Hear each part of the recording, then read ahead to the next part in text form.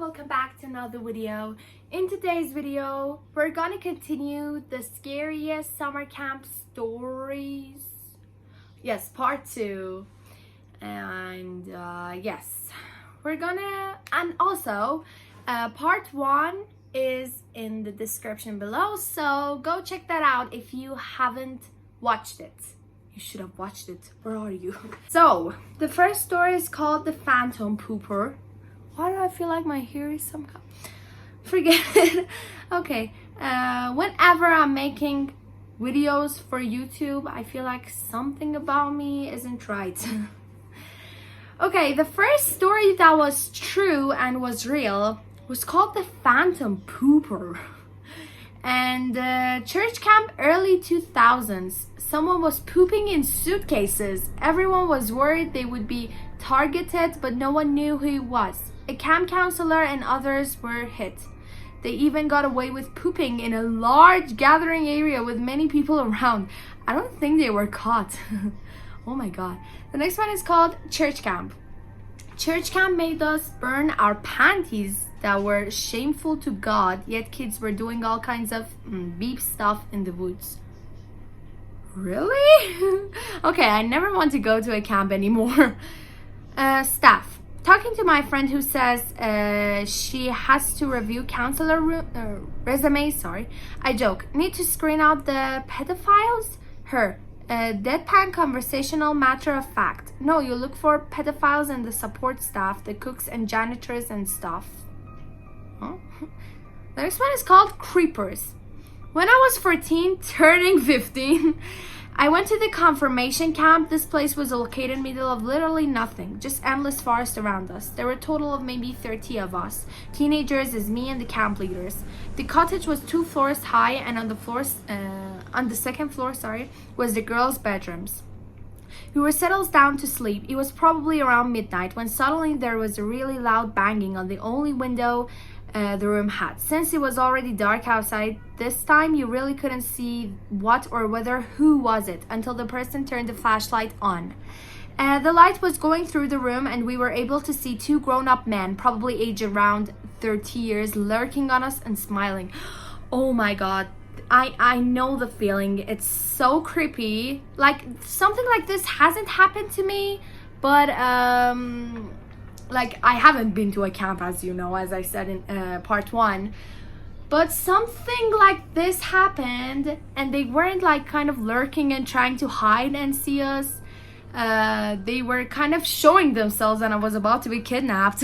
If you want me to tell the whole story, please give this video a big thumbs up. And if I see you're interested in it, I will tell you.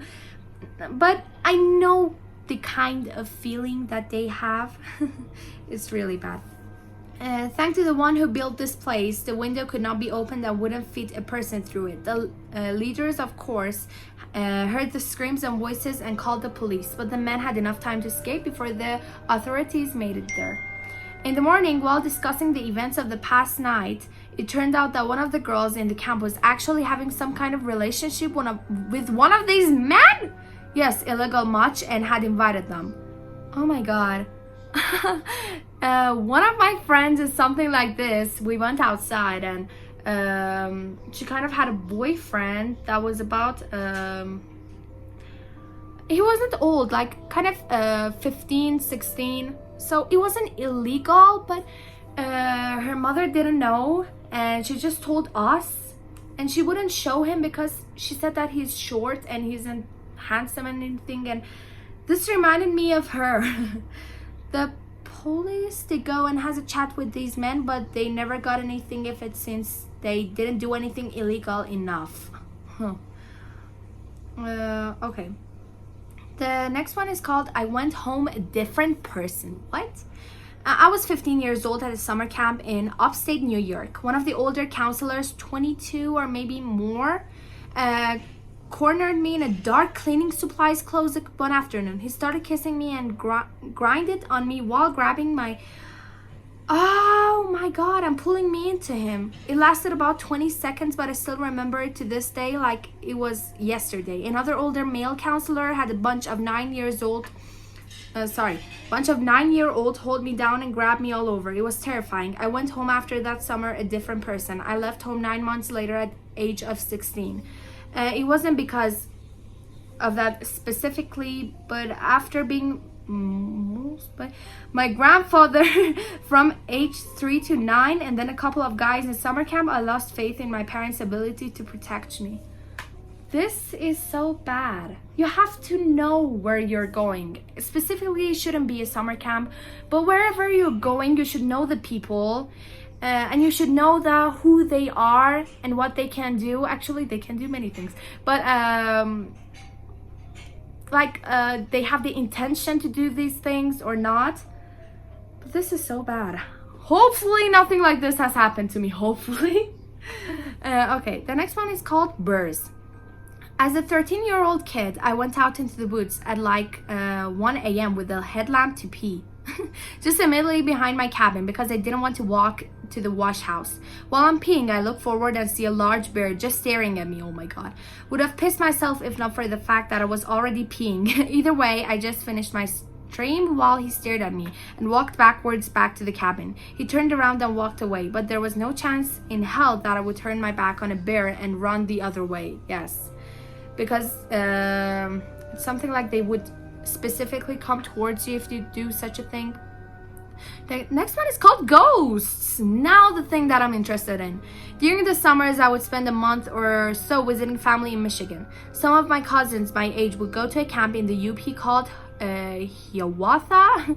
The cabins we got assigned for the weekend had about 6 campers and 2 counselors and were spaced far apart from each other, deep in the woods away from in common area. There were stories about a father and son that were hunting near the campgrounds during the off-season. The story went that the father thought he saw a big buck and took a shot at it only to get to the deer and find out he shot his son in the neck. Being so deep in the woods and such a fatal shot, he shot his son in the head to stop the pain. The game and wildlife agents that found them said the father suffered an apparent gunshot would through the roof of his mouth out of his head in what looked like a murder or suicide. The counselors always felt it necessary to tell the story to the younger or new campers.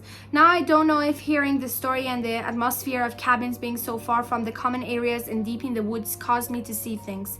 But I think it meant afraid. I don't know. I was walking from the cabins to the mess hall with early one morning before the breakfast bell. We saw what looked like a father and son dressed like they were hunting, carrying shotguns, walking towards our cabins. Ours was almost second from being the farthest from anything. We took off so fast, sprinting through the trees, and once we hit the open field between the cabins and the mess hall, we saw another group of guys running out behind us. We were shocked to see anyone else before the bell rang, and running no less. We asked why they were running too. They looked back from the direction they came, turned back to us, and said, "We saw a hunter pointing a shotgun at us." That is finally the best story I heard about in these kind of series. The next one is called Serial Rapists. I went to a popular Christian faith-based sports camps for several summers as a kid. When I was 12, one of my cabin counselors turned out to be the most popular or beloved leader at camp. He was inclusive, energetic, fun. He gave just as much attention to the cool, popular kids as he did to the outcasts. Randomly, he went to the same university as my older brother and my best friend's older sisters, so that created a connection with our families. He also happened to be romantically involved at the time with an up-and-coming singer who lived in our hometown. For a couple of years after we first got to know him at camp, he would visit my family and my friend's family for a long weekend, but this time I was over camp. I never enjoyed playing sports, and that's the only thing the camp had to offer. He would give me and my friend a hard time about bailing on camp and not writing him with any reliable frequency. By the time I finished junior high, the relationship had fallen by the wayside.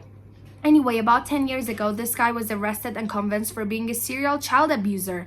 His MO, make the victims feel special and get close to their family.